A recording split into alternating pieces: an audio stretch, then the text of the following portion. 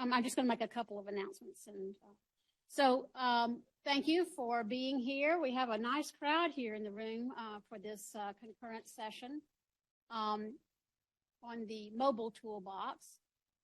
We have 4 speakers, and the format is going to be that each speaker has 10 minutes for their talk. There will not be questions at the end of each talk, but then at the end of the 4 talks, the speakers are going to assemble on stage here, and then we will have some, opportunity for questions and answers.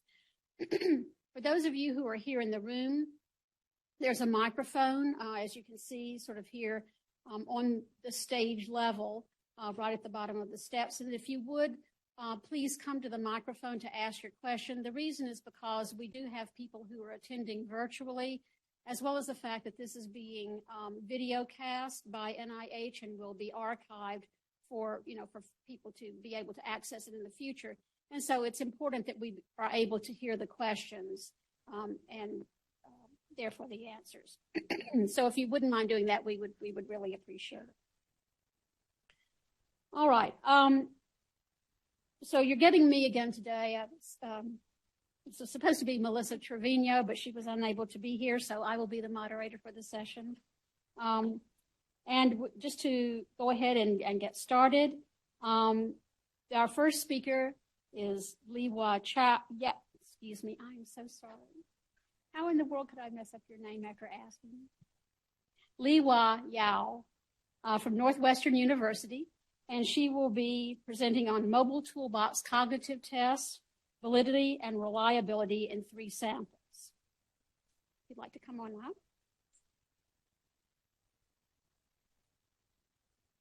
Okay, so you were seated, you need that. Yeah. And this is the microphone. Mm-hmm. Okay. Thank you. Thank you for coming. My name is Lihua Yao from Northwestern. And then this morning you already have I think is larger starter. Hopefully this section is a main dish, I'm hoping. So, and I'm glad this morning already, especially Professor Dorene already talked to you about the Mobile Toolbox. So make my life much easier. So I'm going to talk about Mobile Toolbox and then what the group has been doing regarding, validity, reliability, and also internal consistency through 3 samples. My presentation will have background, methods, research design, results, conclusion discussion. At the end, I think from your morning attending from Dr. Dorene, the screenshot may be not necessary, but I prepared them just in case because she already showed you what each test is about. So Mobile Toolbox is MTB, is an app-based, and you can self-conduct it remotely through individuals' smartphone. And there are 8 assessments that measure language, working memory, episodial memory, executive functioning, and processing speed. And the next slide just shows you spelling. You listen to the audio and then type in the word, what did you hear, and type it up. So for any assessment, you got to see how is the test comparing to the other construct with similar construct tests. You got to compare with other standard tests. So the same thing here, we used sample 1 with 92 adults aged 20 to 84. We are going to look at their validity, comparing this test, Mobile Toolbox, with other standard gold measures. The gold measure we had is a NIH Toolbox V3. So the individual were given this test first and also other gold standard. Later, you will see the table to look at the result and you can see what other measures were used. After those standard, the individuals were given Mobile Toolbox, MTB, and also this one, sample 1, is lab setting with iOS device. Study 2. We are going to look at internal consistency. When you have assessment, a test, you got to see how each individual item they're behaving. They should be consistent or measure the same thing as the whole test is measured. Any test need to go through that. So the study 2 collects sample of 1,021 adults aged 18 to 90. And then we are going to look at their internal consistency. And also for the person, each individual, they were given NIH Toolbox with 3 cognitive measures, then this MTB. And also we look at the system impact, because this is Mobile Toolbox. So how is the system impact on the assessment? So iPhone and then Android, so 64% iPhone. And then retest reliability, because you're going to look how the practice will impact the individual performance on the assessment. So therefore, study 3 is sample 3, collect 168 people from Brain Health Registry, aged 28 to 84. And the person was first given MTB remotely, of course, and then at the starting, it's called baseline. And after 2 weeks, they were given the same test. And then this is only collected on the iPhone device. So for validity, we used Pearson or Spearman correlation coefficient between MTB and other measures. And then Pearson correlation is kind of examining the linear relation, but Spearman is kind of just monotone, is linear, nonlinear, is not linear. And also we computed the correlation between the test score and also their age. Internal consistency, also through the sample 2, and then split half, reliability, or crumb bar alpha, all those were used. And the retest reliability, the intro class correlation ICC was computed. Basically, you have mixed effect model. The software, not the software, R package or any package, it will give you the variance for the random effect and also total variance. You take the ratio, you got the ICC. So it's quite easy to implement. The scoring. For any assessment, you're going to report the score. How do we report them? We have 3 categories. Arrow matching and shape coloring use rate-based score. Rate-based response time is involved. For example, shape coloring, you have the response and also how long it takes you to respond. And that these 2 assessments were rate-based scoring. And the number symbol matching and also sequence. They use number of correct score, basically take the summation of the scores. And also arranging pictures. It's kind of number of correct score, but it's not the summation of correct scores. It's adjacent pair scores. And of course, we have 2 tests with computer adaptive testing. Word meaning is computer adaptive testing by Raj model without discrimination for the parameter, just difficulty. And the spelling is 2-parameter model, is a cat. For faces and names, the scoring is used multidimensional, actually bifactor model. So this morning you hear about Baby Toolbox. We use multidimensional weighted response model. So this faces name is multidimensional bifactor model. This slide and the next 2 gives you the tables about the summary findings of the 3 studies. So the first column is the test, then the construct. For example, shape coloring is measure executive functioning and the correlation with age for study 1 and study 2. And also in the middle, they give you convergent validity. You can see the gold standard there. NIH Toolbox V3 DCCS with the shape coloring here is 0.69. It's pretty good. And internal consistency for study 1 and 2 is very high. You look at this slide for shape coloring and the arrow matching. And the last column gives you retest reliability, allows you to look at the impact of practicing.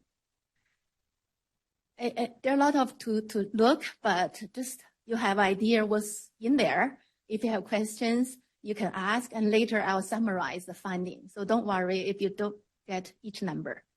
So this is number symbol matching and the word meaning. You can see word meaning and the correlation with age is 0.35.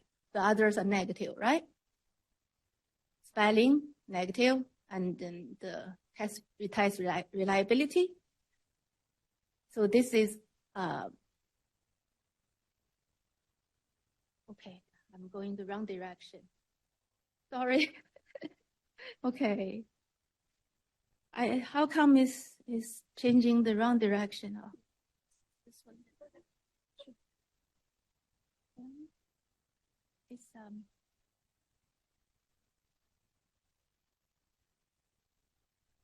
Is that where you went? Let's go One more? Yes. Is that it? Yes. Okay, that was the one about that. Okay. So we have the operating system. So what's the impact of operating system? So comparing to iOS and Android for arranging pictures, the score is 2 points higher on iPhone. But reliability and validity, there's no difference.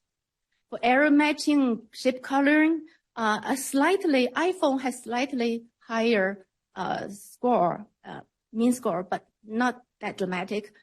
And also validity and then reliability, not much difference. And also let's look at the practice impact. And arranging pictures, you kind of see slightly practice impact. So I think the correlation, I don't want to go through to the front page in case I get lost again. So the number, the correlation, I think is 0.49. So there are impact for the time because the difference between time is 2 weeks. So it's 0.42, it's kind of poor.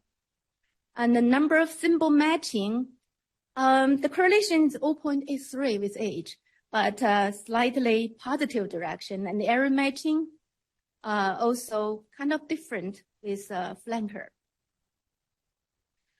Correlation with age, all the assessment correlated with age in the negative direction, but also the word meaning is positive.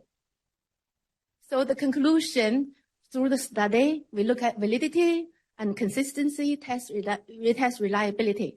So all those conclusions and the tables help you to see this is a safe product to use. So you're welcome to use this mobile toolbox. Thank you. And the next rest is the screenshot. You may not need them. Thank you. That's all for my talk.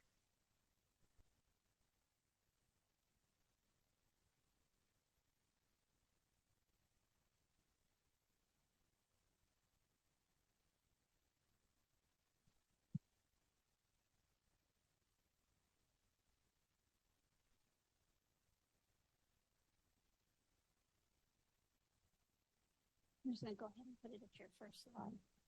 So our next speaker is Alex Cheng from Vanderbilt University Medical Center. The title of his talk is Leveraging REDCap and the MyCap mobile app to administer the mobile toolbox. Thanks, Alex. This is the, what you need to use, this advances.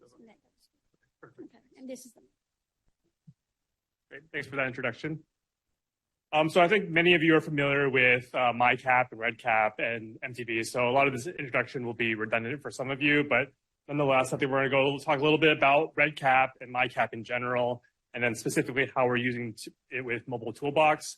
I just want to encourage all of you to be thinking about potentially other measures that you may be working on that might work well on this platform, in addition to potentially using Mobile Toolbox itself with this platform that many of you are already using for clinical research.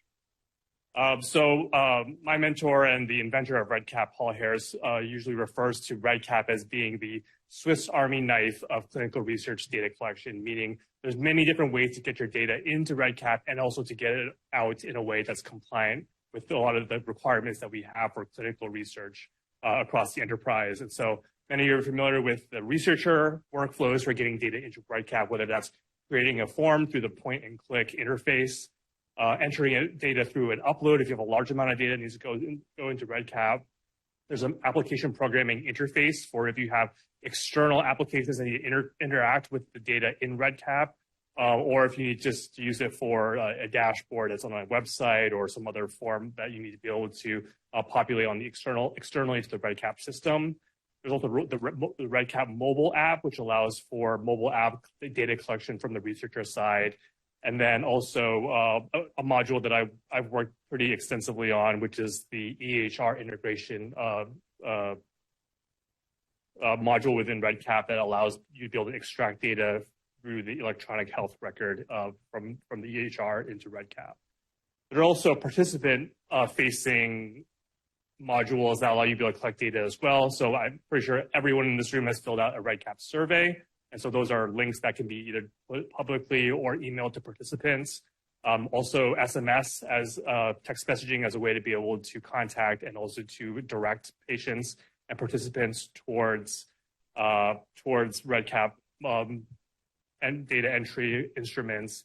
And then what the focus of this talk will be, which is MyCap, which is a participant-facing mobile application, and really not just for collecting data and for collecting measures such as the Mobile Toolbox, but also as a platform for engaging participants in research. So I think one of the things that makes REDCap particularly relevant for MTB in particular is that it's widely used across many institutions across the entire world.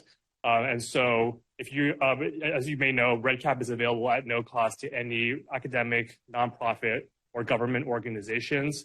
And really the secret of what's really caused a lot of the success for REDCap is the REDCap consortium. So when your institution gets REDCap, they actually join what's called the REDCap consortium. And what that allows us to do is because that software is being used at your institution, we're able to get feedback for what's working well, what's not working well, what are additional features that are required, and that feeds back into the REDCap team, which then develops those measures, and then we're able to release those back out into the REDCap consortium and creates this virtuous cycle for us to be able to continue to improve it, and then also to be able to increase the dissemination of the software. So as you can see, it's used pretty much in every country. It's in 156 different countries at over 7,000 institutions. There are over 2 million projects that are using it, 3.1 million users, and the REDCap marker paper has 37,000 citations. Actually, it's probably more than that if you consider papers and research that have used REDCap without actually citing that paper.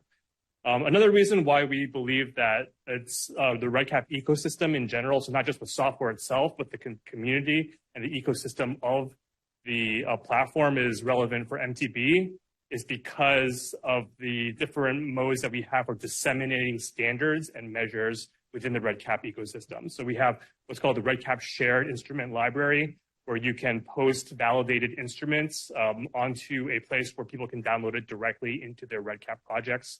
We also have a REDCap external modules repository for if there's any custom code that you want to be able to augment REDCap projects with. Mostly base REDCap is able to accommodate 95% of most use cases, but if there's any custom code that's required, you're able to share that with your collaborators through the REDCap repository.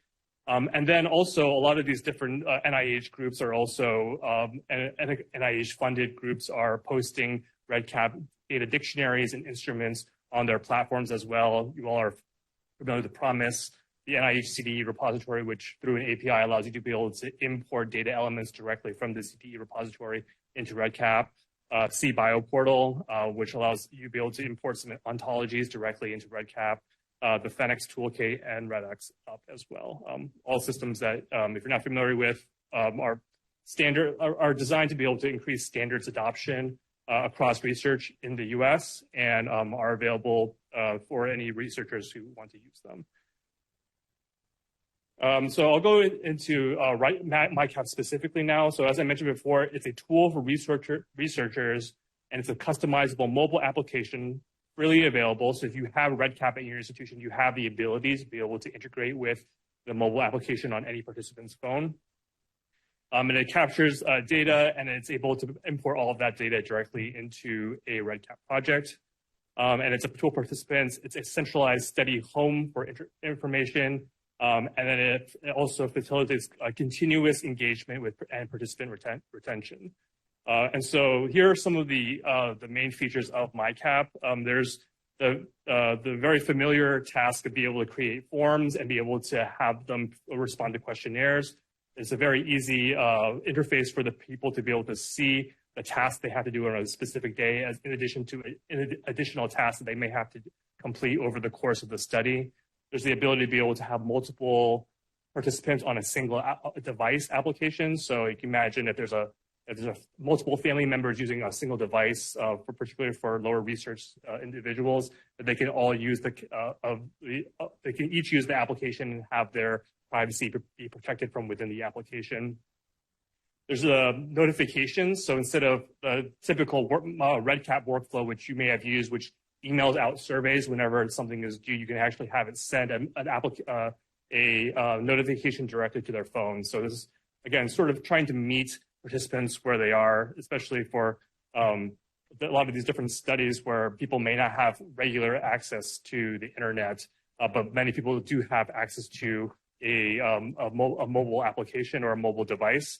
They're able to be contacted through the application for this. And you can see from the second to last from the right, there's the messaging platform as well. So without even collecting a phone number or an email address from a participant, if they have the mobile application installed on their phone and have enrolled in the study, that you can contact them through the mobile device as well. And then the active tasks also are a major part of it. So you can see here, the one in the middle here, the fitness task. This is a built-in active task that's that iOS and Android release. But as you'll see, the Mobile Toolbox measures are also added in as active tasks to that. So this is how it looks. You'll add a MTB active task the same way you would add an active task of a different type or a REDCap instrument. You can see they're all here. All you have to do is click add, and it'll create the additional task for the participant to complete. And then these are the different settings that are available. So you can title the task. You can allow for retrospective completion if they missed the date that they were supposed to complete it.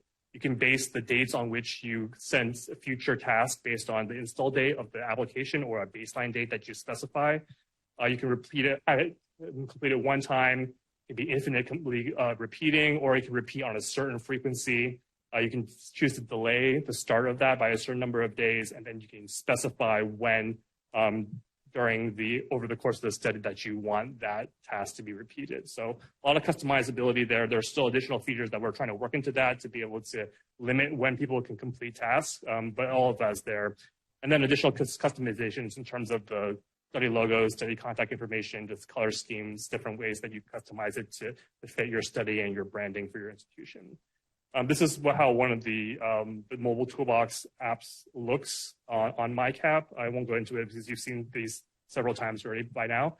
And then so in terms of lessons learned, so we've established a new way to be able to integrate new tasks through Flutter. So for the technical folks in the room, that's a way for us to be able to update the code bases for the iOS app and the Android app at the same time. We allow people to onboard using REDCap, being through a survey, and also e-consent. So that's become particularly relevant for remote and decentralized trials. As we try to limit the contact that we have through the pandemic, we're trying to limit the contact that we have with participants many of times.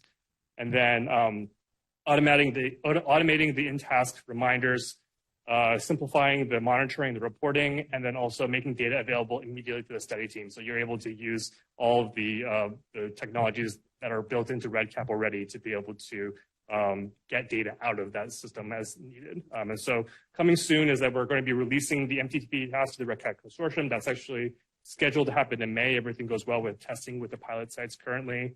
Enforcing the task order, if you have like a sequence of tasks that needs to be completed, and then incorporating the Spanish translations, as we've heard several times. So I want to acknowledge the teams at Vanderbilt, Northwestern, MGH, and UCSF for dealing with us. This is not everyone on the team, but this is people we've worked with very closely, and they've gone through the hard work of making that transition over to this new platform so that you don't have to. So definitely happy to talk later about other applications potentially that could work on this platform. Thank you.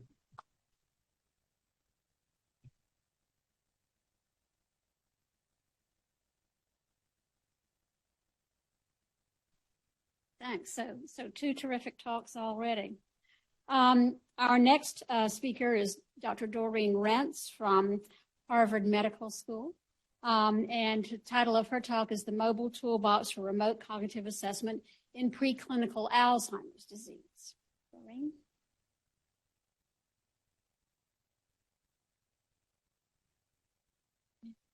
That's the talk. Just like it was up. Thank you, Molly. Good afternoon, everybody. So we were one of the sites when Mobile Toolbox was developed to provide a clinical application for the Mobile Toolbox. And so this is really work that Dr. Rose Juden, my postdoc, did.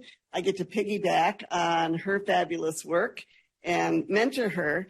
But for those of you who are unfamiliar, preclinical Alzheimer's disease is that condition where individuals perform normally on cognitive and functional measures, but still contain a burden of amyloid and tau pathology consistent with Alzheimer's disease. So it's the whole idea of trying to use tools to detect early evidence for early treatment intervention. So the aims of this study was to compare the MTB-based cognitive domain scores to the established in-clinic cognitive assessments. You've seen some of that. And explore the associations of MTB and amyloid and tau biomarkers on positron emission tomography. You saw this before. We had 88 individuals. We're still enrolling. Because of the switchover to MyCap, our study got delayed for quite a number of months, but we're hoping to get to the 100 individuals that we had originally planned on. You heard that they all got the in-clinic testing, the PAC5, but then a subset of these individuals had amyloid beta PET with Pittsburgh compound B, and then we had two tracers for tau. One was for House-Sapir, 35 individuals, and then an even more sensitive tau tracer, MK6240, that Dr. Keith Johnson allowed us to use in his sample. You've seen this work before.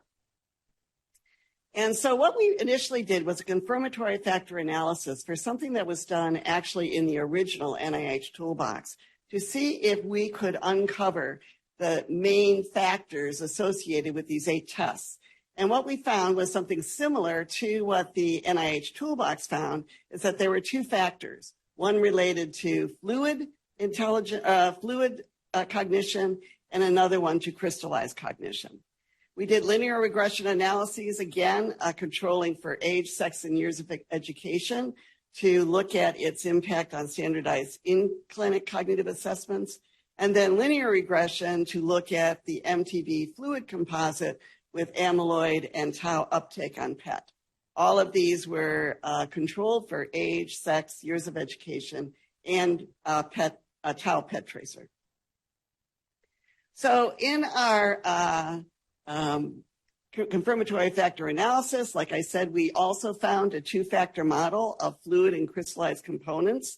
It had an adequate fit. And as hypothesized, the MTB fluid scores were negatively correlated with age. That's not a bad thing. That's a good thing because the older you get, the lower your scores. So it's in line with a lot of other standardized cognitive tests. But the nice thing was that it was not associated with education. The lower MTB scores were associated with worse PAC5 performance. These are the composites of the fluid scores with the crystallized scores. You saw a little bit of that this morning. And then what about its association with amyloid and tau deposition? And what's interesting here is that the standardized regression coefficients predicting the MTB fluid cognition scores showed no association with global amyloid. That's not unusual. At baseline, in all of the studies that we've done, it's very difficult, particularly with the NIH Toolbox or with the Mobile Toolbox, we don't see that correlation with amyloid. But what's interesting is we do see it with tau, both entorhinal tau and inferior temporal tau. And what's important about that is that tau is really proximal to cognitive decline. So it's not unusual not to see anything related to amyloid. And also in your statistical models, if you do this kind of work, you will see that once amyloid and tau are together in the model, amyloid drops out and tau remains significant. So the MTB is operating in a very similar way across all the studies done of this type around the world. So that is really positive. And here is the correlation matrix.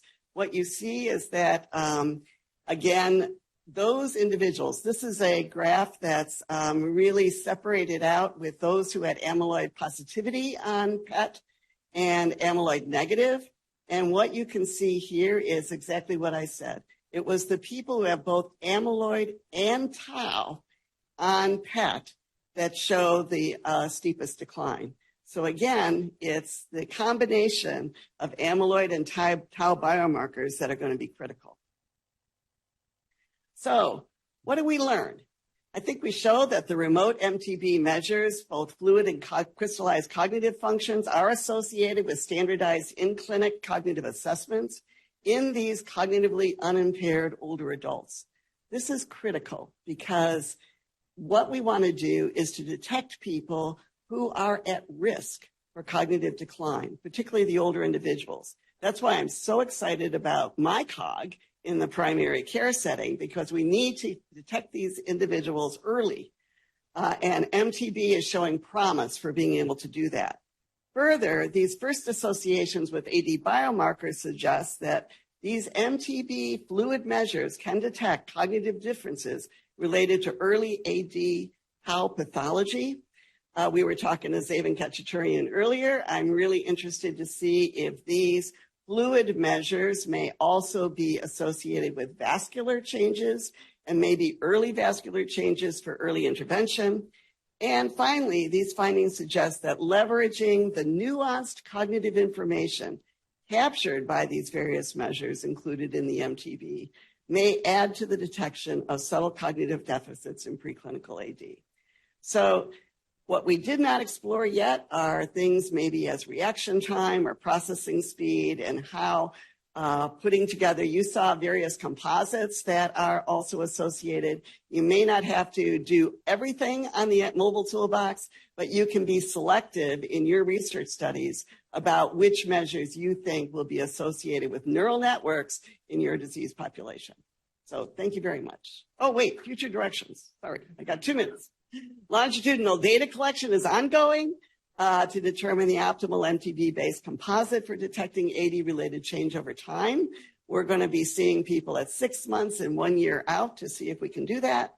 And we really are interested in further validation in diverse populations with a focus on acceptability, feasibility, and reliability in individuals with lower digital literacy, and by providing more efficient as well as accessible assessment of cognition. I think the MTB may facilitate the monitoring of individuals at risk for AD in research, as well as real-world settings such as primary care practices. Now that's it. Thank you very much.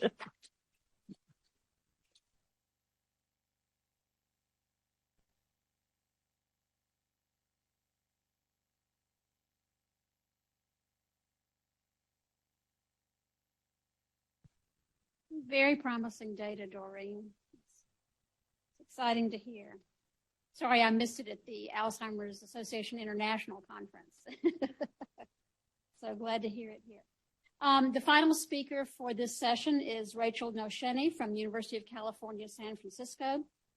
And maybe I should advance to her talk. There we go. The title is Mobile Toolbox, Remote Unsupervised Longitudinal Assessment of a Diverse Cohort in the UCSF Brain Health Registry. Rachel?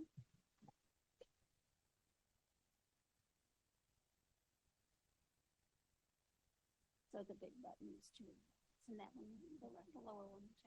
Great, thank you. Thank you so much, Molly, and thanks for the opportunity to speak today. These are my disclosures related to this work.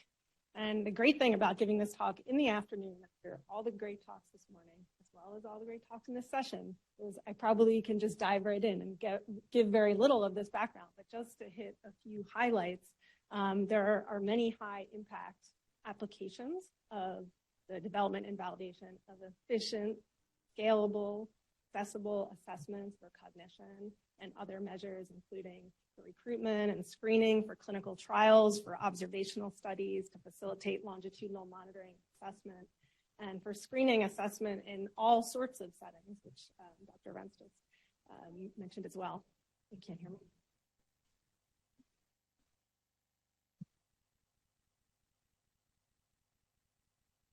I can speak louder. Yeah, that's fine. No, we just speak louder. A little bit better. Can everyone hear me? All right, great. So the goals of the study I'm going to talk to you about were to assess feasibility, compliance, usability, longitudinal retention, and validity of the Mobile Toolbox in a completely remote, unsupervised online setting in an ethnoculturally and educationally diverse cohort. And to do so, we use the UCSF Brain Health Registry, or BHR. This is an internet-based registry with over 100,000 participants enrolled.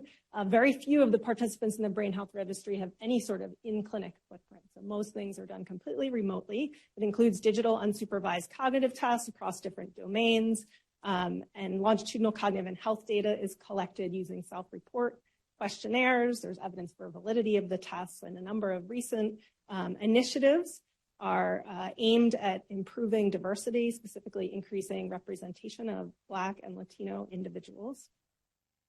And one kind of unique feature of the Brain Health Registry is that a major goal is to facilitate other studies. One way we do so is by referring BHR participants into other studies. We've done over 259,000 referrals. Obviously, one person can be referred more than once into 32 studies with about 26,000 participants enrolled. And we used this Brain Health Registry cohort as well as this robust system and infrastructure for referring people to studies to conduct the study I'm going to talk to you about, which is the BHR Mobile Toolbox study. In terms of recruitment and study design, eligible participants were sent a series of automated referral emails. To be eligible, they had to have opted into learning about future research opportunities, be English speaking, and have a compatible smartphone. Those who indicated study interest were provided instructions within the BHR online portal for downloading the app. All participants had the opportunity to complete a single baseline administration of the assessments, and then a subset of those who completed the baseline assessment within 3 days were invited to continue into the longitudinal study, which consisted of a single short-term longitudinal time point, day 7, 14, or 21, with the study arms sequentially assigned. The order of the testing randomized, with half the people taking it forward, half reverse. And then thereafter, they completed Mobile Toolbox at 6-month intervals, and they were given $25 per time point for completion. In terms of enrollment and demographics, so we invited 48,000 people. Out of those, about 17%, or about 8,200, responded, and about 15%, or a little over 7,100, enrolled, and this was over about a 4-month period. Out of those, about 3,500 completed the assessments at baseline. So out of all those enrolled, most of them, about a little over 6,700, went into the baseline-only cohort, and 1,327 were selected to enroll in the longitudinal cohort. Some basic demographics. So this is the baseline group, about 64 years old, 77% female, 16 and a half years of education. And there's the stratification by ethnocultural group, which I'm going to talk about more in a minute. And then the longitudinal cohort was similar, slightly more representation of females and more ethnocultural diversity. We looked at differences between those invited and enrolled, and we found that compared to those we invited, so that top of the funnel, the enrolled participants were older, had higher education levels, more were female, and more identified as non-Latinx white. This is something similar to that we see in other referral studies, but a really important thing to consider in terms of selection biases when conducting this type of study. For the longitudinal study, I'm going to focus on that for the next couple of minutes. We aimed for a diverse cohort, and specifically, we aimed for distribution, even distribution across 7-10-year age bands, which you can see on the left. Oh, okay, I think there's a slide missing there. That's okay. We aim for ethnocultural diversity, so at least 5% who identify as Black, at least 15% Latino, less than 70% non-Latino white. For education in each of those age bands, we aimed for 60% with less than 16 years of education, and recruitment was completed in small waves to maximize diversity. And what I mean by that is we started by inviting a few people to see how these cells were kind of filling, and then depending on how well we filled certain cells, we focused on different groups of interest. So how do we do in terms of actual enrollment? So each cell here shows the number of participants enrolled over the target. So all the green cells are where enrollment exceeded the target by over 10%, so that was kind of over enrollment or over representation. Yellow is where we were very close to hitting the target, and pink was where the enrollment was lower than the target by over 10%. So if we just I just want to highlight some things here in terms of actual enrollment. First, in terms of the total number of people enrolled, we enrolled more than we anticipated, so 1,327, the goal was 800. We didn't meet the enrollment targets for those who identify as Black and Latinx, so that, again, the goal was over 5% Black and over 15% Latinx. We did the best in the middle age bands, between 40 and 80 years old. And we had the least success enrolling those who identified as Black or African American, especially with those with lower education levels. Here. So again, I think this is important to understand this as kind of a selection bias, in this sort of study. We also looked at completion rates, so longitudinal completion rates of the Mobile Toolbox assessments. So at baseline and then at the different time points, you can see those along the horizontal axis, starting with that first longitudinal time point, that was at day 7, 14, or 21, and then that's month 6, 12, or 18. You can see that overall the completion rates, so those are the black bars, that's the total cohort, range from 52% to 59%. The nice thing is if you look over time, although you have a kind of significant drop off at first, the first assessment, then you kind of don't see that attrition over time. Completion rates really importantly did vary by ethnocultural group, with both at baseline and longitudinally lower completion rates for those identifying as Black, Latinx, and in most cases of those identifying as another ethnocultural group as well. And so again, going back to the same the issue of selection biases, not just in the initial enrollment, but in compliance and retention over time, we see something similar. Finally, to address usability, again, in this completely remote setting, we wanted to quantify the amount of participant support requested. So out of the over 7,100 participants who were enrolled, both the baseline and longitudinal cohort, 1,205 individual Zendesk tickets were reported. This is our automatic email management software, so people asking for support. If we break these down by the type of support request, 78% were Mobile Toolbox related inquiry, procedural aspects, app updates, payment. 16% were general brain health registry inquiries. 5% were technical assistance requests, and 1% were suggestions or feedback. So just to summarize, efficient enrollment and task completion of a large cohort in the Mobile Toolbox study is feasible in a completely remote setting. We enrolled many people just over a 5-month period with promising completion rates greater than 50% at the longitudinal time points. Really important remaining challenges: maximizing completion rates and longitudinal retention, and achieving robust ethnocultural and educational diversity, especially at longitudinal follow-up. Most participants were able to complete Mobile Toolbox with individual support, indicating good usability. We did get a lot of requests for support, and that's important to consider in deploying this in a completely remote setting. And this approach can be scaled up to efficiently assess cognition in many different settings. So now, of course, we want to really dig into the data and characterize Mobile Toolbox performance, test, retest, reliability, validity, responsiveness to change over time. In the next phase of the study, really excitingly, we're going to be developing and evaluating novel, culturally informed inclusion and engagement strategies. We're going to evaluate compliance and retention over longer time periods, identifying participant characteristics associated with compliance and retention, and investigating the relationship between these measured performance and additional brain health registry assessments. Thank you.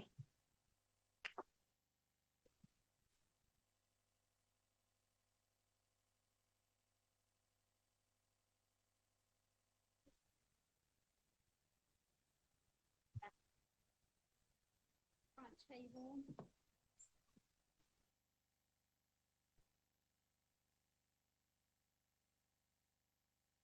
I was so engrossed in your talk, Rachel, that I scared myself when the timer went off. So, but everyone was right on time, so that was terrific. So we have about 15 minutes as scheduled, so perfect timing for questions from the audience. Would anyone? And again, please, if you have questions, I would appreciate it if you could come down and use the microphone simply so that those who are listening in virtually can hear the question, and also that it would be audible for the video cast. So, any questions to start? Okay, well then fine. I have one. And actually, this is sort of the recency effect, but at any rate, Rachel, I wanted to ask you, it's not so much the Mobile Toolbox itself, but the issue of being able to recruit and retain a diverse enrollment for the study. And I believe you also, so if you have anything to share there, any sort of lessons learned from that experience as to what might be things to try or that would be better for the future. But also, I believe that you were remarking something about uptake or people's maybe lack of wanting to continue longitudinally, that there were maybe some barriers, or I don't know whether they were psychological barriers or other barriers to maybe continuing to be in a study longitudinally using the Mobile Toolbox. Yeah, thanks, Molly. I think, can everyone hear me? Is it press to talk? The screen. Try again? Hello? Okay, Yes. that's better. Thanks. Microphone today. Yeah, I think this is really important, and it's not unique to this study. And what we see is that every step kind of in a recruitment and retention funnel, you see this selection bias amplified. And just to be really clear about how I'm framing this is our failure to engage these groups, right? So both with the inclusion and the engagement, we have a number of other initiatives that are really looking at, again, a culturally informed, but it's also intensive and a multi-modal engagement strategy for doing better here. So in general, the Brain Health Registry is very hands-off. You get automated email invitations to join, to complete tasks, to return. So we're looking kind of at each step there, at how we can communicate better, how we can give back to participants more, and how we can just improve the user experience. So I happen to know that for the Brain Registry, the group initiated a pretty intensive sort of outreach to the Hispanic community, the Latinx community, really very multi-pronged and very detailed. And did you feel that was something that was worth the investment? And that was a lot of time and effort, I think, that went into that. Yeah. For the return. Yeah, I think so. So for that study, I think you're referring to the California Latino Brain Health Registry study, perhaps. We were able to enroll about 5,000 adults through that study. And what we first learned again is that it's much easier to get people through the front door to enroll than it is to keep people engaged over time. So we now have a renewal of that project that's really focused on later stages engagement past completion, but also getting people from the Brain Health Registry into the study. That's a big goal. Dorene? Yeah, I totally agree with Rachel that it's difficult, but one of the things that we're doing, and you may want to think about this in your studies as well, we're literally going to senior housing environments in Boston, and we're presenting some of our research. Mobile Toolbox is one of them. And when you appear in person, even though the assessment is remote, they then begin to trust you. They want something to do. They sign up. We stay in touch. So it's one of the things, because we take, recruiting diverse populations very seriously in Boston, and it's something to keep in mind. Dr. Everett? Hi, thank you. Great talks. I think this might have been Alex who mentioned this, but I could be wrong. You mentioned that there's a bias or a difference in scores between the two, between iOS system and Android system. Is this something, so is this something that is known to be a significant factor? And is there something we need to do to address that? That's a good question. Yeah, for some of the scores, maybe iPhone is kind of like 2 points higher, but I think it might be some, the educational, some related. We were looking into that, but you can see the other, reliability or the other things, they are fine, no impact. So just remind me exactly where the impact was. Pardon me? Where was the impact that you saw that the reliability was okay? In reliability and the internal consistency, and then those kind of numbers, they are fine, they're stable across the system. But only the scores for iPhone is, for one of them, is 2 points higher. But I think it's, education or something. The person using phone system has an impact. Thank you. Excuse me, if you don't mind, if you could just come to the microphone, just so we can all hear your question. Thank you.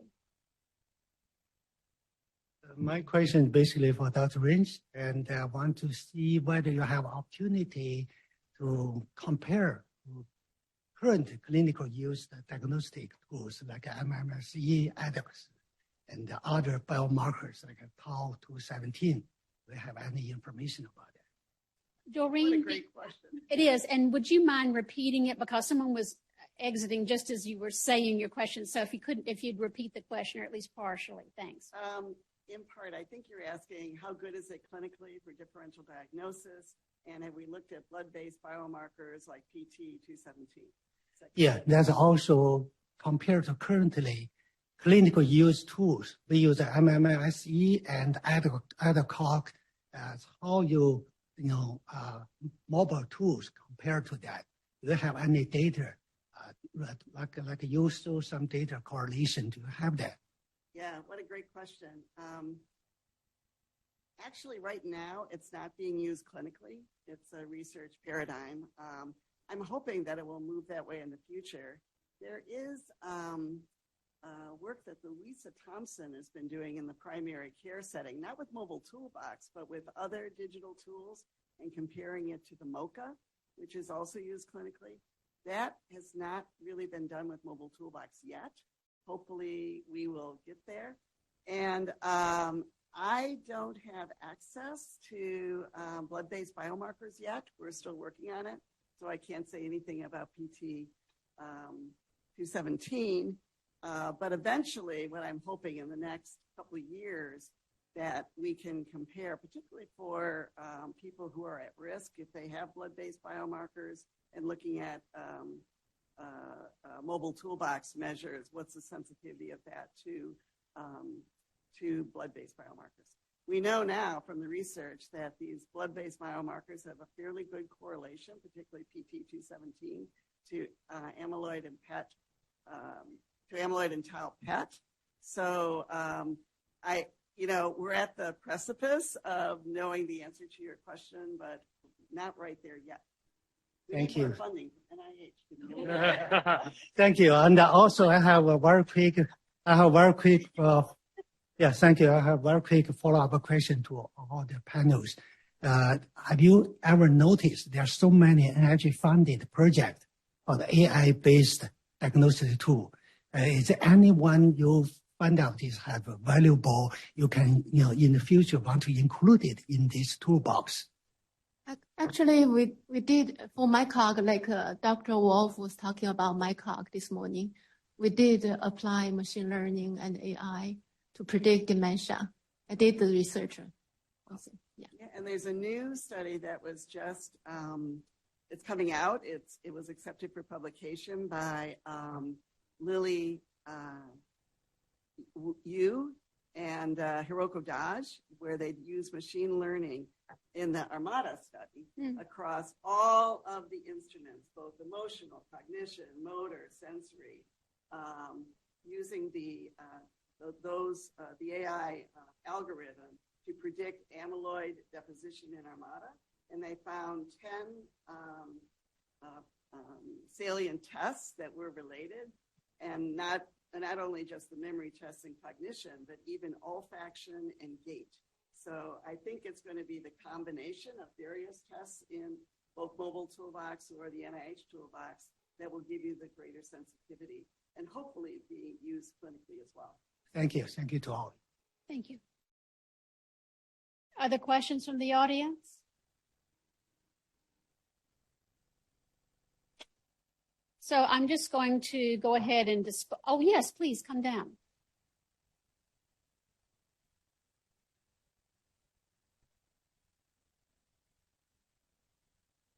Hi, great talks, everyone. I had a question for you about the mobile toolbox, or the REDCap aspect. So we have had a surprising experience of having several participants who do not have a smartphone. Are there options for still engaging those participants if they don't have a smartphone, or they are balking at installing an app? Yeah, so I think that was something we were chatting about a little bit earlier, especially with regards to MyCog, right? So MyCog is meant to be delivered in a clinic setting, right? And so right now, the MyCap app doesn't have the ability to have like a researcher mode, right? Where you can have it on one app and then do multiple participants on one app. But that's something I think we're going to take back and potentially work into the workflow so that you can have the main app, which is participant facing, right? And then also have a clinic mode for it so that people who don't have access to mobile application would be able to do that in clinic with a researcher there. So would there also be any chance for some sort of website or web interface that would be like an equivalent to the app? I don't know if they could do something like that. Yeah, that's a good question. I think it might require, I mean, Vitaly, you might be able to answer this question, but I think there might be some validation that we were required if we were to go to a different interface. But that's something to also take into consideration then for sure. I know some of the other vendors who provide that kind of thing do have a desktop version or a web version of that as well. So. Great, thank you. All right. Well, I think we will wrap up this session. I just, if the speakers could stay there for just a moment, I just wanted to make a couple of announcements. We are going to be on a break until 2:15, so about a 15-minute break. And then the second set of concurrent sessions will begin at 2:15. These will be in the sessions 4, 5, and 6, and they will be in the same rooms, balconies A, which we are in, B, and then back in the main auditorium, one of those three places. The use of the NIH Toolbox in diverse populations will be in here in balcony A. NIH Toolbox use in developmental clinical populations will be in balcony B next door. And NIH Toolbox across the lifespan and in clinical populations will be in the main auditorium. The only other thing I would like to point out to you is, again, this email address that you can see on the screen. NIH measures conf, C-O-N-F, at mail.nih.gov. For those of you who are here present, as well as those of you who are listening and watching virtually, please send any additional questions or comments to that email address, and we will be back to you after the conference is over, hopefully within a matter of days, a couple of weeks. So thank you. Thanks for everyone's attendance at the session. I thought it was great, and we'll see you again in about 15 minutes at another session. Okay, thank you. All right, well, Amy, I want you to be able to show your slides, but I might go ahead and introduce you and ask you to come up, and hopefully by that time they'll have things in working order. So this is a session on use of the NIH Toolbox in diverse populations. So if this isn't the session that you intended to be in, you might want to move to another room. But we hope that you all stay. I think it's going to be quite interesting. The speakers have 10 minutes each. And then at the end of their talks, we won't be taking questions then.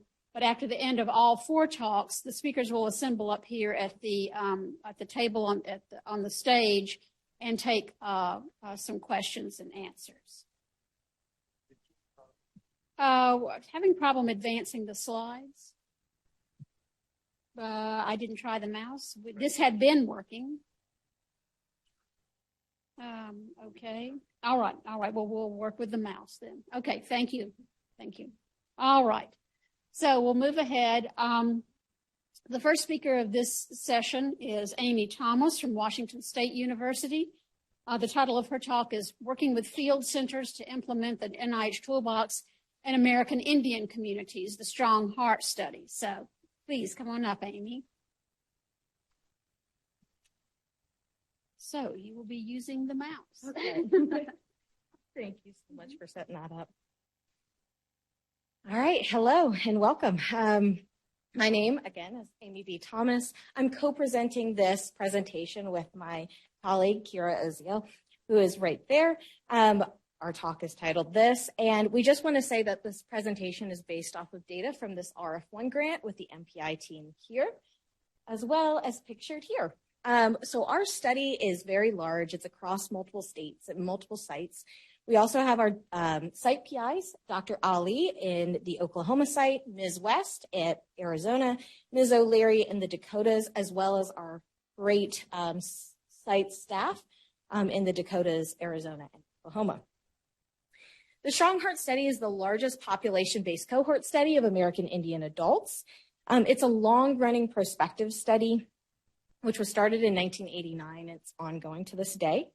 There are 12 tribes and communities, and we are part of an ancillary study, the RF1 is, and it's part of the Strong Heart, and it's collecting phase 7 data right now. We want to just recognize that tribes are sovereign entities, and thus we have 11 reviewing bodies, some of which are tribal-specific reviews. Strong Heart is very committed to community-based research, which requires the full partnership as well as ongoing discussions with the communities and the tribes that this research serves. So, for instance, we sought and got approval to give this presentation today. So this is based off of 34 years of relationship building with these tribes and communities. This is the RF1 that our data comes from, as well as our specific aims. They address associations that might influence cognitive performance, but the overall objective is to evaluate the toolbox and establish normative standards in American Indian adults. American Indian populations have a greater burden of Alzheimer's disease-related dementia comorbidities than compared with non-Hispanic white U.S. populations. We acknowledge the tumultuous history that U.S. federal Indian policy that has been forced upon American Indian peoples. Their history cannot and should not be explained in 2 short bullet points. We provide these really summarized but brief examples to give some context on the background of education quality and how these important cofactors can and do still influence people's lives to this very day, especially how a participant would interface with a cognitive test battery. Boarding schools with attendance that was sometimes forced perpetuated serious harms, and these boarding schools remained open until 1976. Within these schools, cultural assimilation was prioritized over the quality and the content of education. These are just examples of a much larger historical context. So the overall objective for RF1 is to understand risk factors for vascular and Alzheimer's dementia in American Indian adults, and to validate measurements of cognition using the toolbox. But for this presentation, we're presenting feedback and observations from community-facing field staff who administer the toolbox with American Indian adults. Field staff are trained on the toolbox via self-guided checklists, and that includes things like the version 2 manual, toolbox-specific administration guide videos, as well as study-specific face-to-face administration guides. The picture that you see here with the highlight codes are from this guide that our team created. We basically have the toolbox mapped out for an administrator, when they need to speak, when they need to take an action, etc. Field staff are trained then over 2 live virtual sessions, and at that time, they're told that the toolbox uses computer adaptive testing and that it's supposed to be challenging for participants. Field staff were also trained and asked to keep notes, either in the toolbox app or in our study database. And those notes were to record comments from the participants on the toolbox, as well as their own observations during administration. Themes we're going to cover today are just preliminary themes from staff notes. The data from our RF1 is still being collected and analyzed, and the official toolbox items we do not have ready to do an analysis on, but this is a preview of, or a preliminary review of administrator feedback on the toolbox. First, we're going to discuss feedback in relations to toolbox-specific tasks.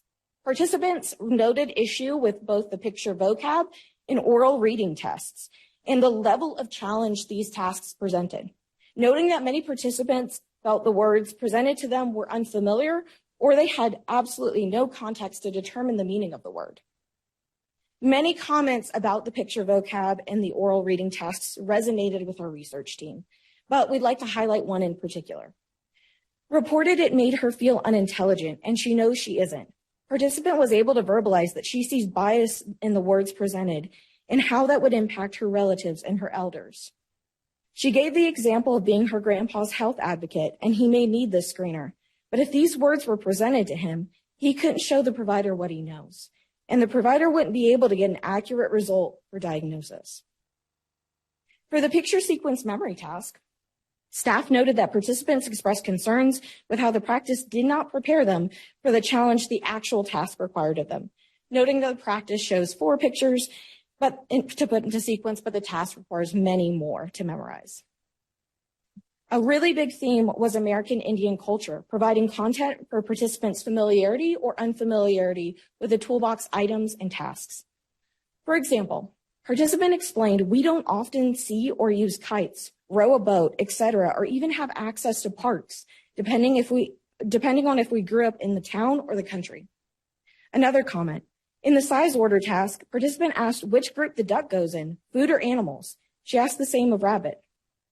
And just last week, one staff member noted, when he finished, he asked why they would show him things he doesn't know, if they're worried about the stuff his brain knows or used to know.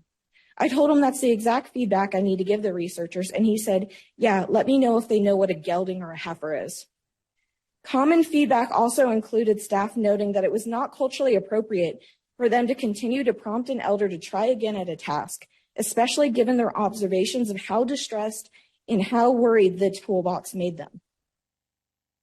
Here are staff notes on participants' sensory and cognitive impairments, which they were not made aware of prior to consenting, but they became aware of during test administration.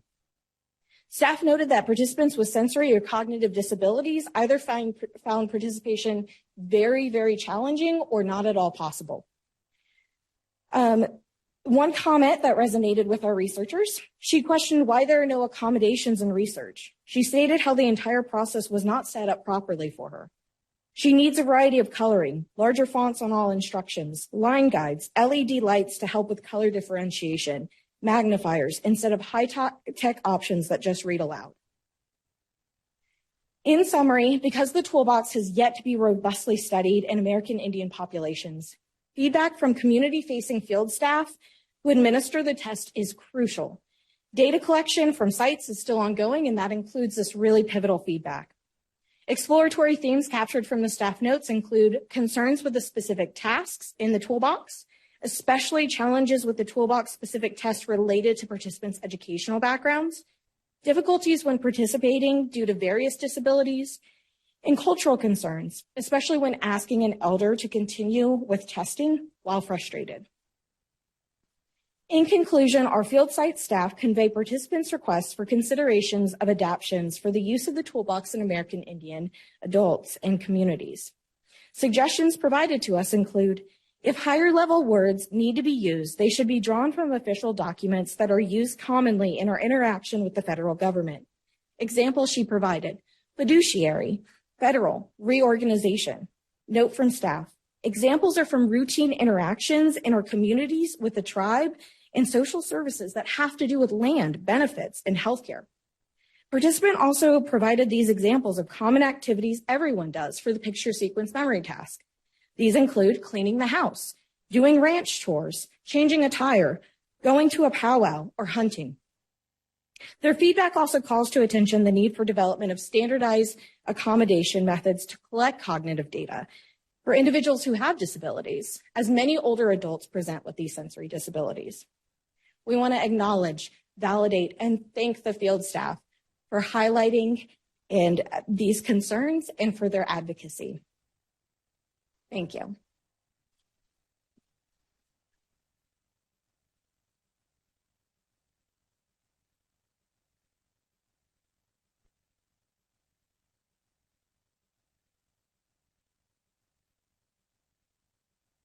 Thank you, Amy. Our next speaker is Amara Ezeamama.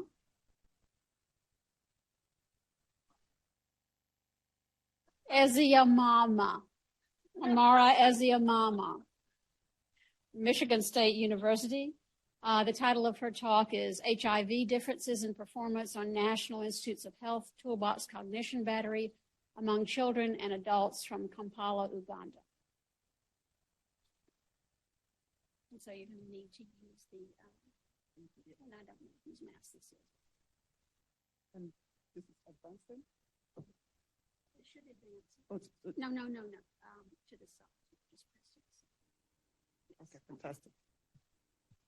All right, so thank you for the opportunity to share the result of ongoing work from our project. This is still a project that is still ongoing in terms of longitudinal data, but it is the product of collaboration from several in our team, and it's a collaboration between Michigan State University of Makerere School of Medicine, Kampala Capital City Authority, and University of Michigan. Okay, and we have an amazing team that has been following this cohort of children for over about 10 years now. So and it is the first period we're able to do the NIH Toolbox. So really excited to share this data. So as some of you may know, we're doing this work in the context of HIV. And a lot has improved with HIV over the years, especially in terms of clinical management. People are really surviving. The questions that we're really asking is about whether this population is also thriving, and asking this in ways that pertain to cognitive aging. So despite this very effective therapy and that is now widely accessible and starting earlier and earlier in the course of disease, cognitive assessment, cognitive challenges remain a big problem. But beyond that being a big problem, you also have the issues of assessing cognition in ways that is accurate, relevant, reproducible, and culturally appropriate. So many dimensions of issues with cognition come to bear, and quite a bit of them can be language dependent. So understanding the patterns and longitudinal change in cognition is highly dependent on having tools that are valid and do not depend so much on the local culture specifically.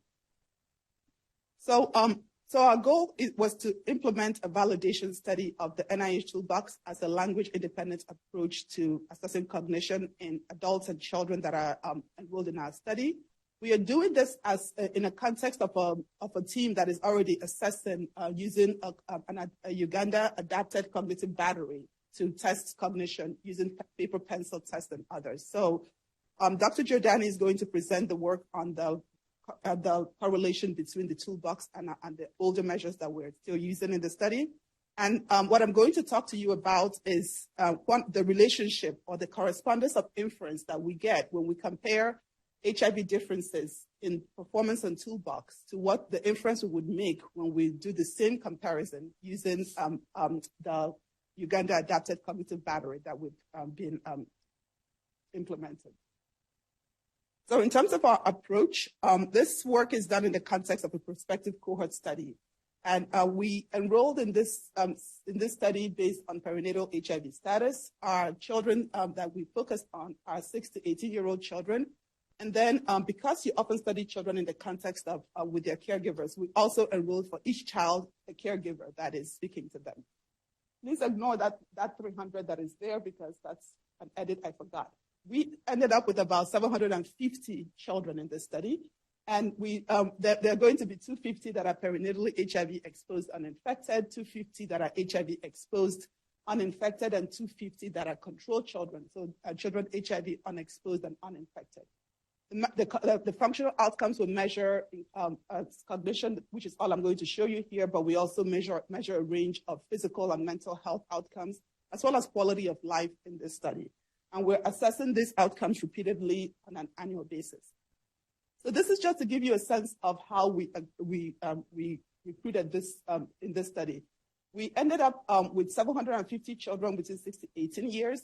This study, which is part of our pediatric HIV/AIDS project, is the fourth in a series of 3 prior studies that have gone before. So we call that the FAPS4, but it is related to what we have in FAPS2 and 3. And in fact, it combines those cohorts. In the CIPHER project, our FAPS2, we enrolled 300 children that are 6 to 10 years old. We followed them for prospectively as well. And for each of those kids, we enrolled caregivers. So children could have, a caregiver could have multiple children in the study. So for example, in the CIPHER project, you see 300 children that belong to 168 caregivers whose ages are between 18 to 67. And then I show you the period of enrollment. In the R21 cohort, we enrolled 450 children that belong to 268 caregivers. And then we combined this cohort, but also enrolled new participants as part of the R01 study. So about 50% of those of those in the R01 are those who are from our legacy POPs cohort, and about the rest of them are new for this project. Everybody in this study is seeing NIH Toolbox for the first time. So what I'm going to show you is the associations for everyone that got tested for Toolbox, as well as everyone that got tested for the cognitive battery.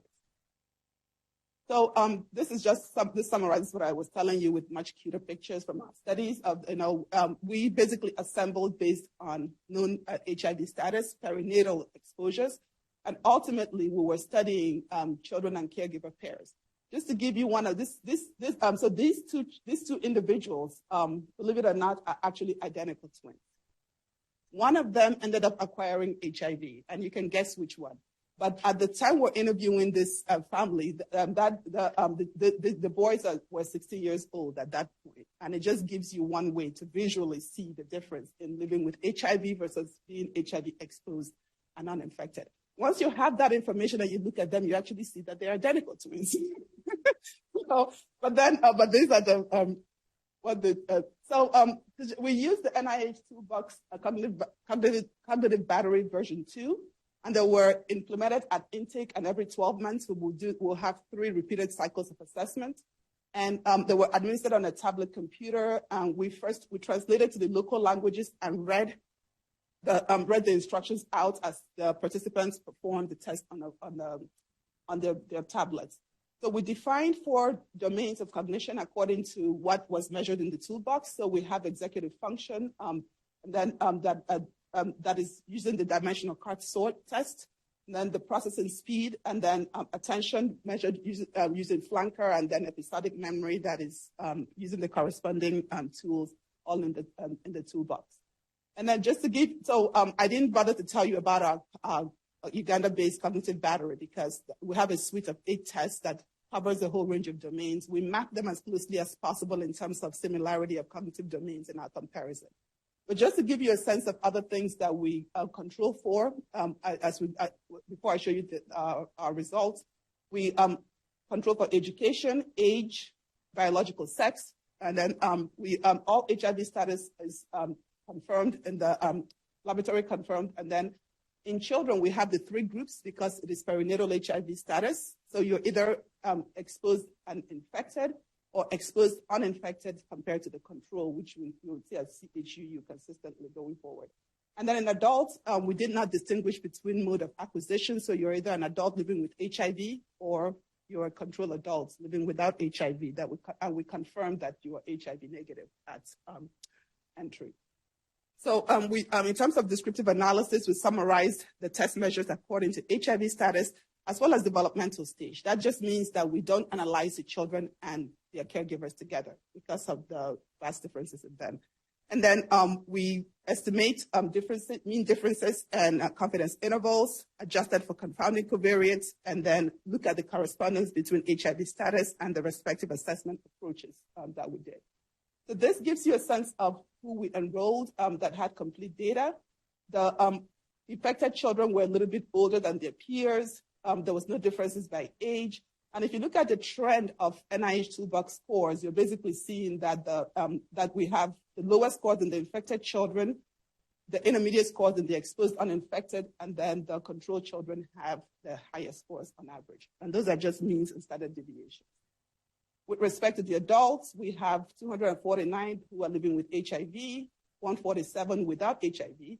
The infected adults, the adults living with HIV were a little bit older. They lived with HIV for an average of 14.5 years before we enrolled them. And then you see similar trends with the control adults outperforming on average the adults living with HIV for these crude measures. Now I just want to show you the results back to the children. I'm just showing you how the children living with CPHIVs and CHEUs compared to control children.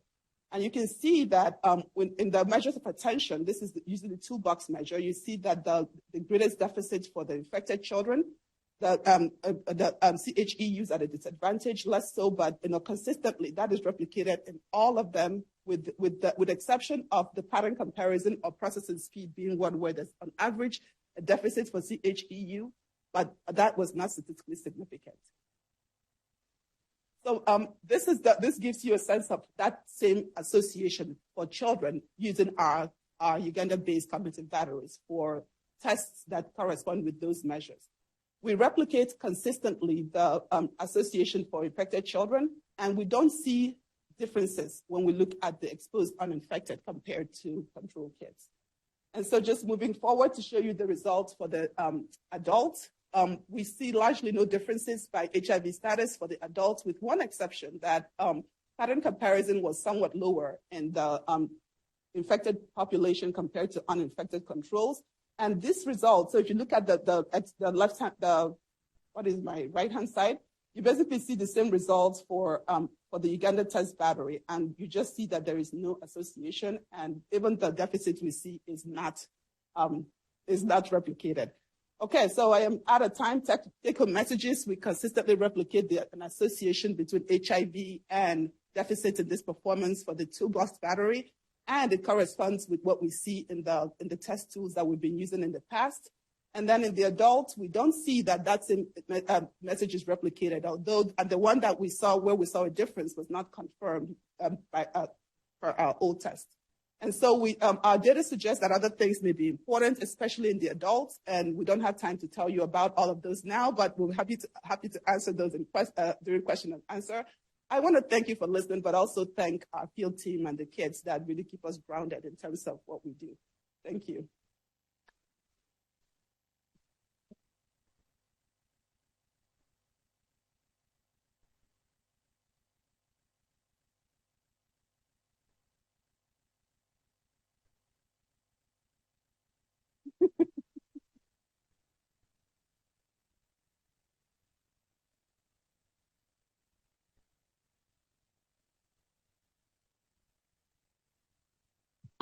Thank you very much.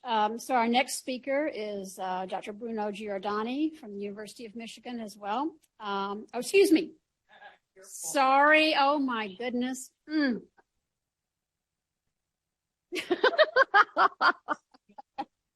Okay. All right. Forgive me. University of Michigan, NIH Toolbox Assessment of Cognition, Correspondence with Performance-Based Neuropsychological Assessment of Adults and Children from Uganda. So, they never brought back the... So it's the left one, yep, right? there you go.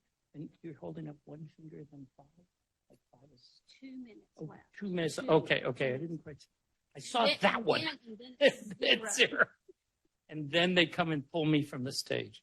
So I'm going to present some of the data related to what Amara presented, but we were going to present some of the more basic data about age and sex differences and some of the correlations with neuropsych measures. This is our team on the left, and you can see it comes from many sites, and we have to acknowledge NIH, which really paid for quite a bit of this research that's been going on for quite some time, although we just got the data last week. But let me talk about in terms of introduction, there are a couple of examples of studies that have used children in Africa in Toolbox. One is a sample from Zambia that they used what's called a scripted version. So they translated the measures and then they overread them over the tests. Duffy in Kenya has done a really nice job at a complete translation, cultural adaptation of the Toolbox. Took quite a while to do it, but it also included altering some measures as well as subtracting and adding some test items.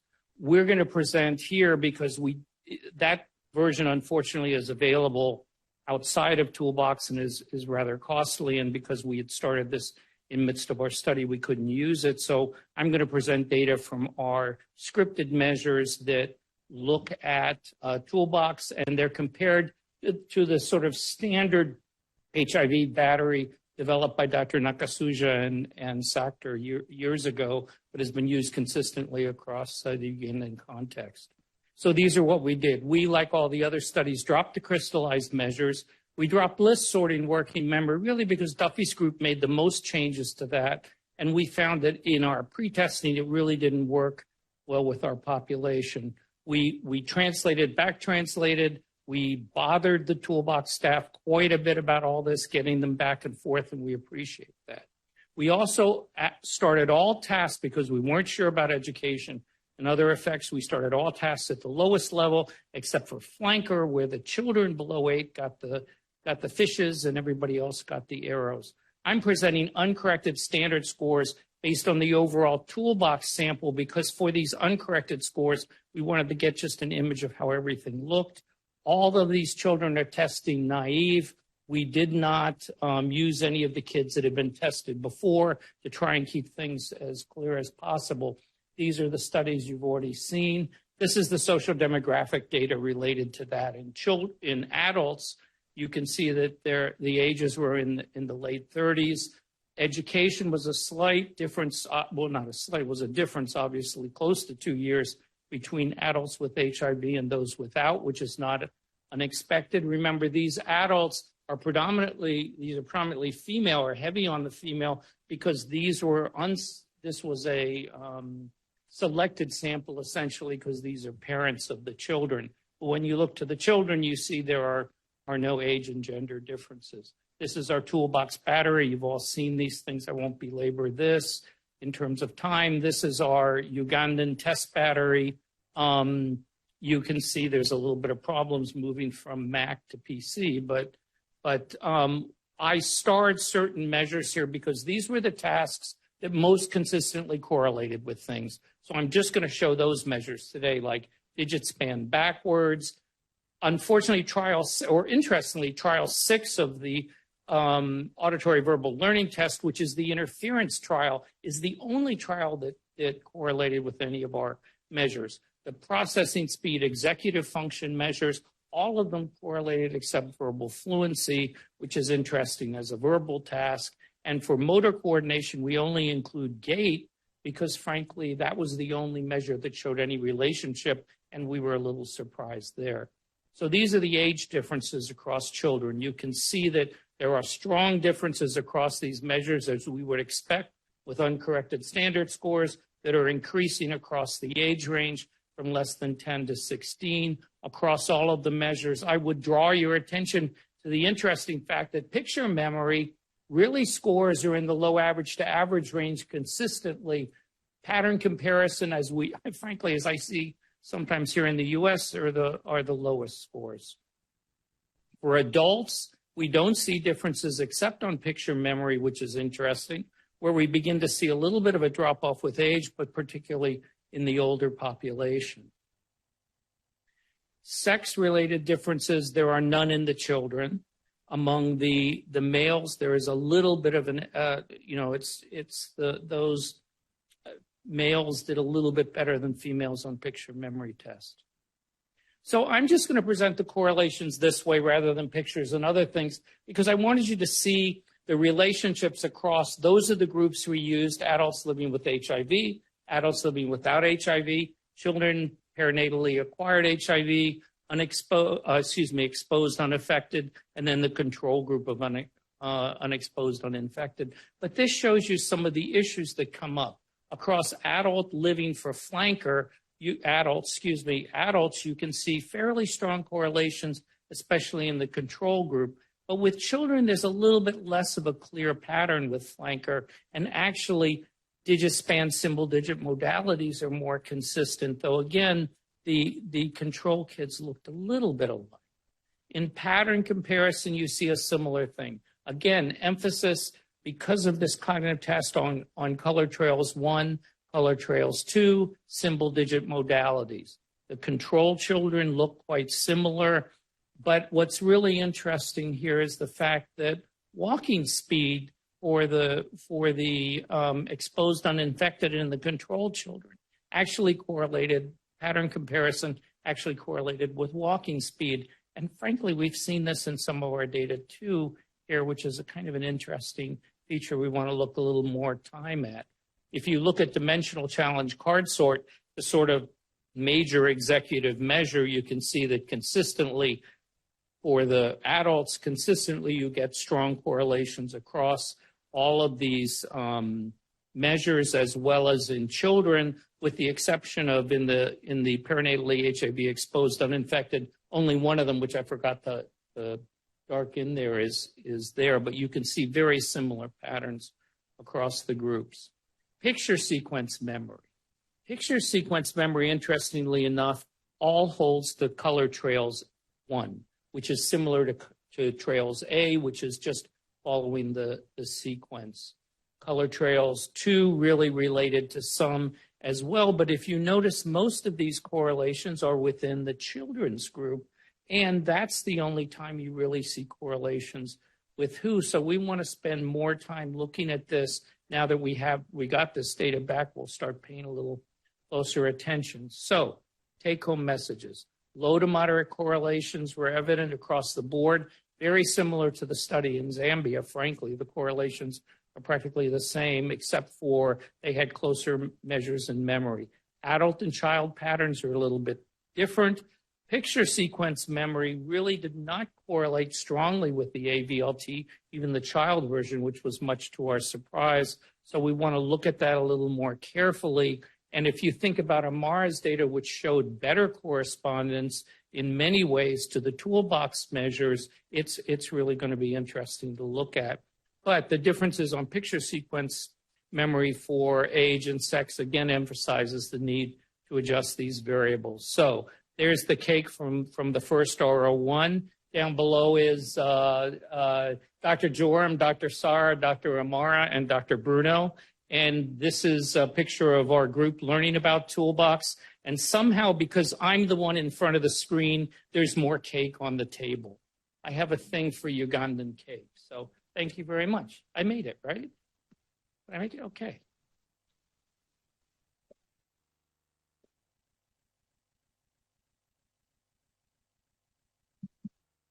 Yes, you nailed it with time to spare. So. I must say that those cakes were beautiful. I hope they were as tasty as they are gorgeous.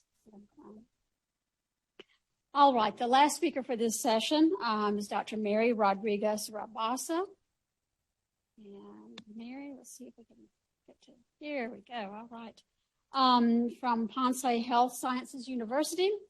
The title of her talk is Developing a School Readiness Index for the POPZ Cohort Study in Puerto Rico, an enhanced and integrated tool unifying mental and physical health. So.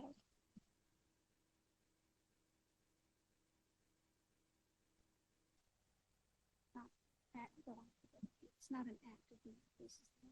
And you're just going to need to press this. Oops. I guess because I moved it now. Hi, good afternoon.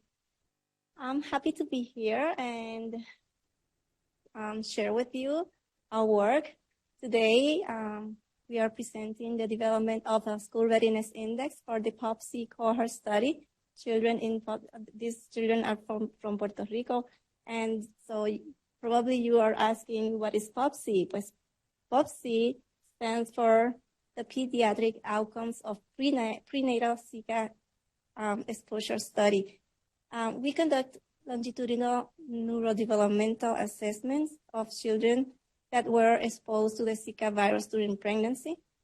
And well, we can know that the developmental consequences of this exposure continue to evolve even in children without microcephaly at birth. And just for example, I want to share with you that these children had, at least 1/3 of these children had at least one developmental delay when they reached 24 months, and also during the 36 months assessment, with higher prevalence during the 24 months assessment. So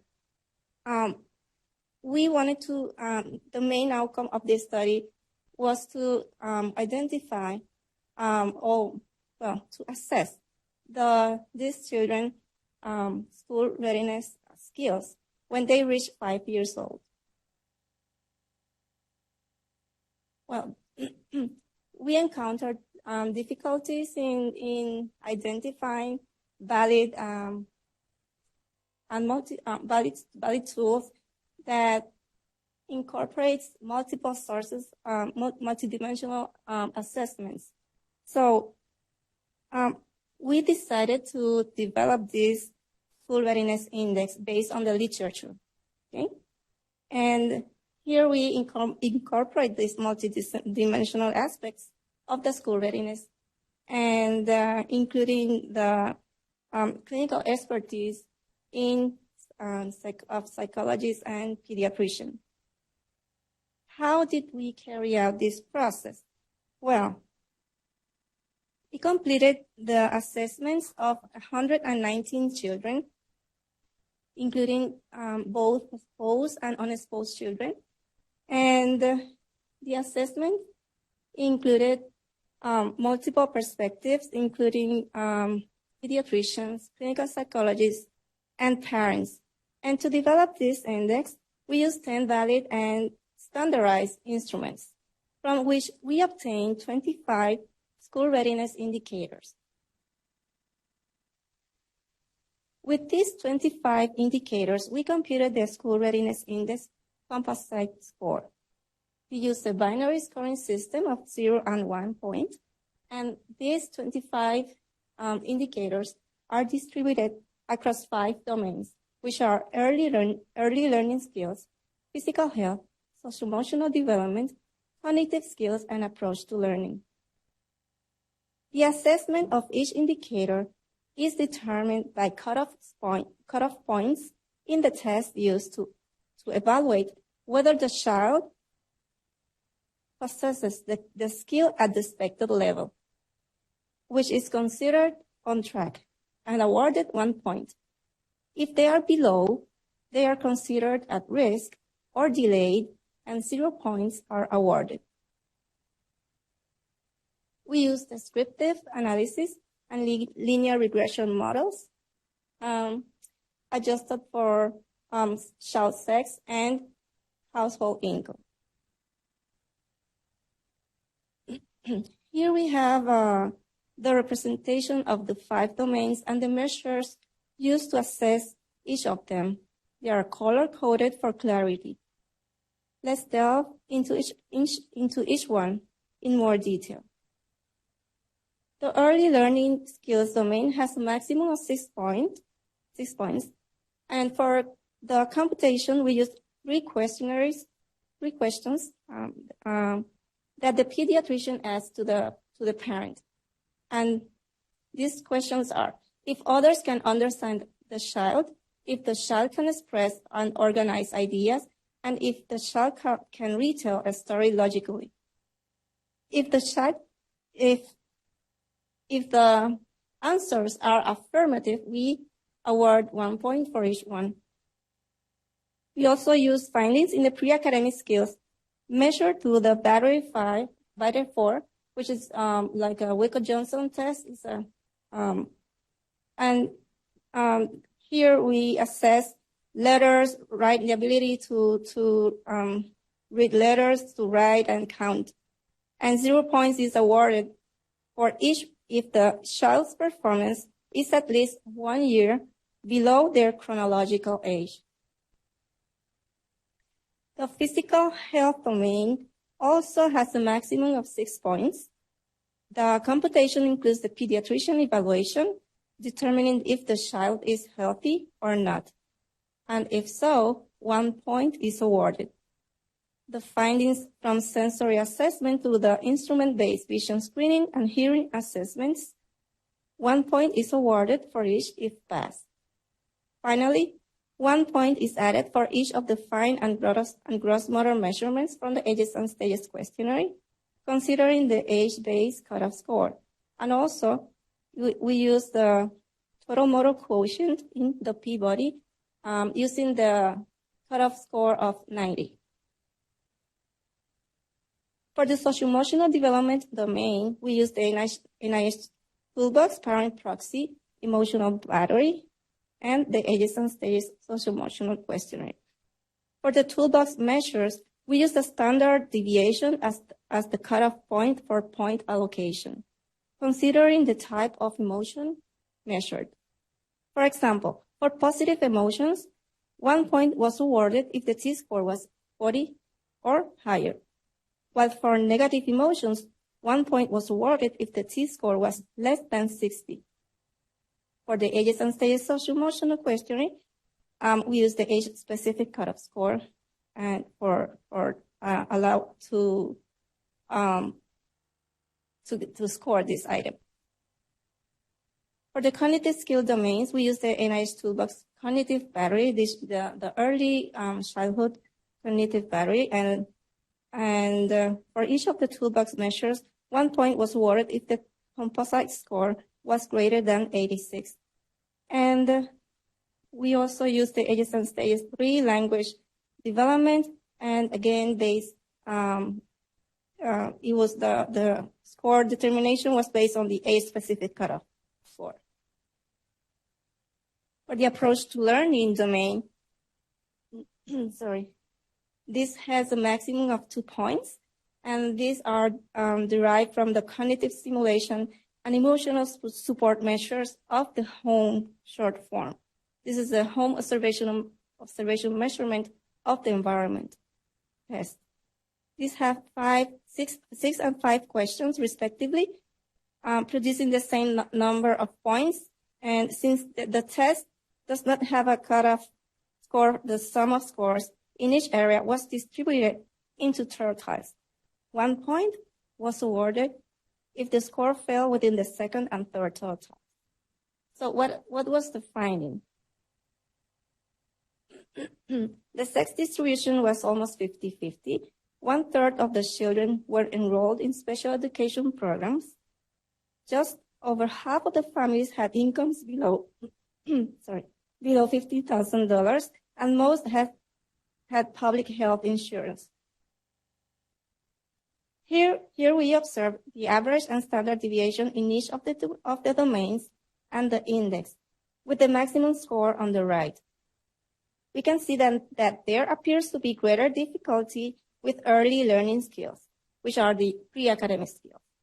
On average, the school readiness index was 18 points out of maximum of 25, indicating room for improvement.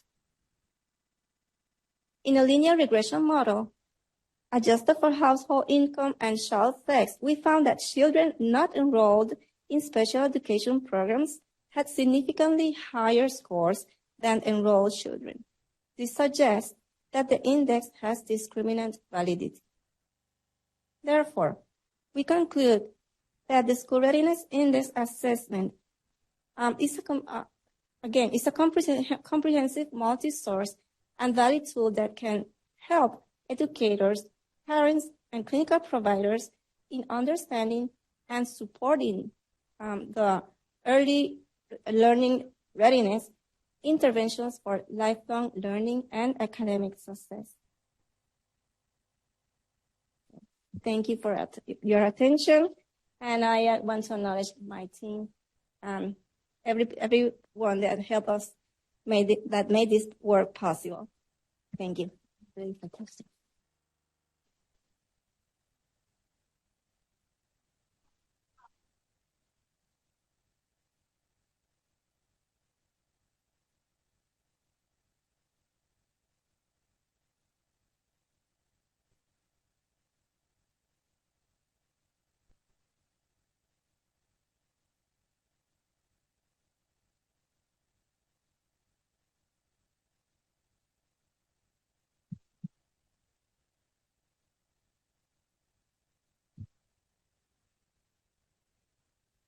I'm just connecting with someone up in the booth. Can you take us back to one of the holding slides? It says that screen sharing has stopped.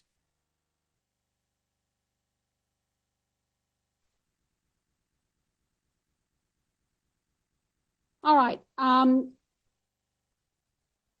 So we have about 15 minutes for question and answer. I ask that for those of you who have here in the audience in the room in person to please come down to the microphone at the end of the steps on the right-hand side. And for those of you who are listening virtually on to the broadcast. Sorry. Again, can you hear me in the control room? If you can move it back to one of the slides. Thank you. Yeah, someone's on the way. Someone's on the way. Okay, thank you. Sorry for that interruption. At any rate, if you could come down to the microphone, that would be appreciated so that all of those who are listening with us virtually can hear the question, and also that it can be sort of captured for the video cast. And I believe we have a question. Yes, Emily. I've got two for you, Molly. Okay, so hi, I'm Emily Ho from Northwestern. I really enjoyed all of your talks. I have two questions, one for the second speaker and one for the last speaker. So I noticed that you said the only tests that had differences were in pattern comparison and the Ugandan version, which was oral, like recognition. Was it oral symbol digit? That was for you. You need to press it, yes. Okay.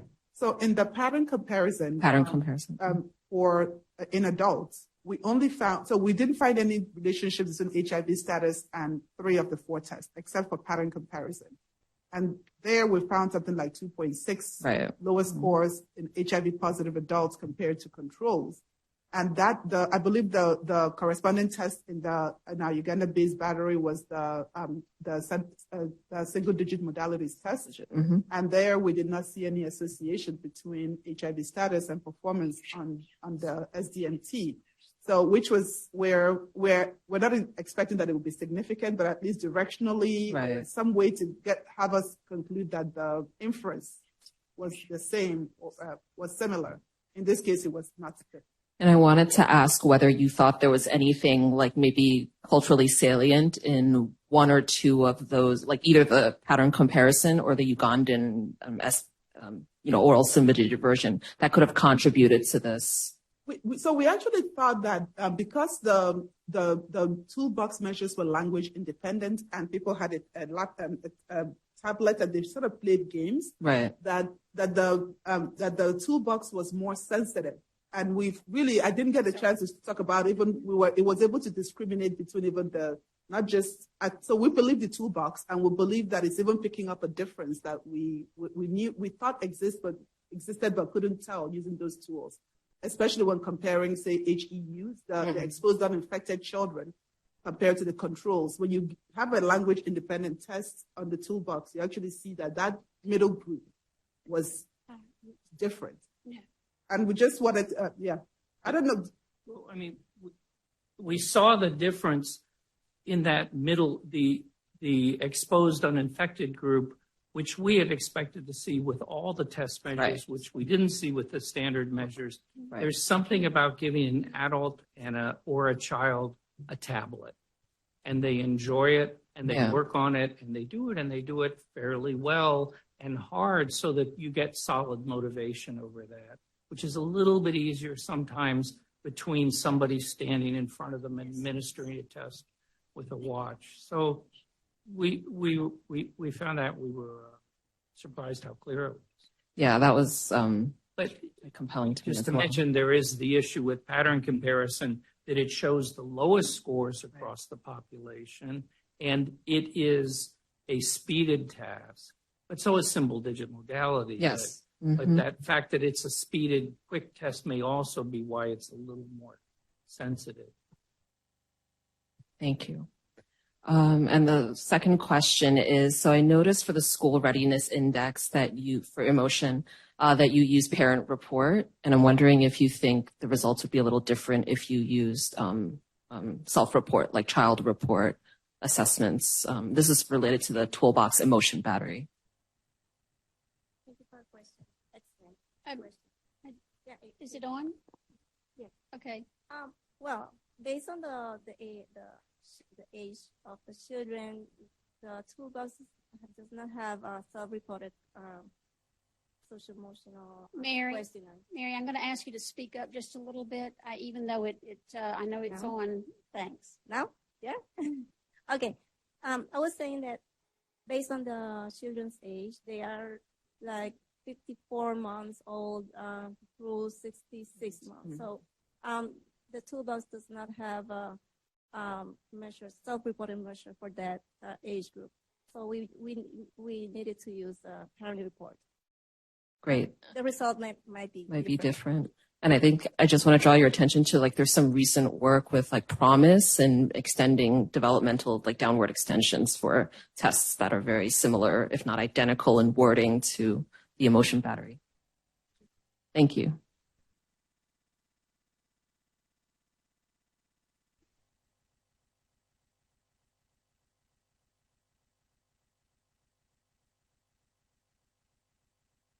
I had a question for Dr. Giordani. So when I saw your data, what was surprising, actually, maybe not so surprising, was that most of your high correlations were with Trails A, which is really the easiest test in the battery. So I was wondering to what extent that was a reflection of basically an overall measure of difficulty, or basically the severity of the patient, or whether there were other factors that you think would basically cause that correlation to be actually seemingly the most predominant. Yeah, I think that's a really good point. It often was with Trails B as well. And the truth is that even if you're using, Trails 2 as well, not to get myself in trouble, but even when you use Trails A and B, there's such a high correlation between the two. It's sometimes, I wonder if sometimes it's just that relationship between the two that drives one or the other to be significant. Because when we look around, you see that, well, the healthy control adults are highest on B, the HIV positive are highest on Trails 1, that is, and yet on the next one, it's a reverse pattern.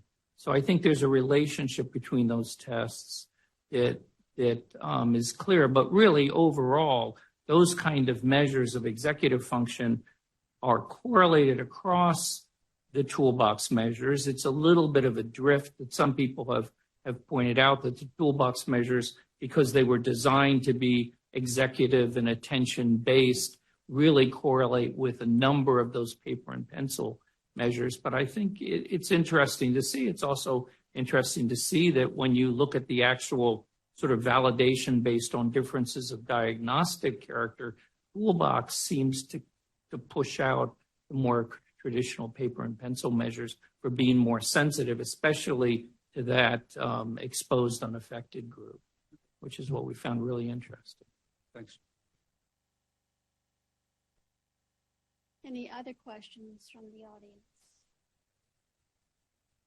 So I'd like to take an opportunity to maybe get an exchange going at the table.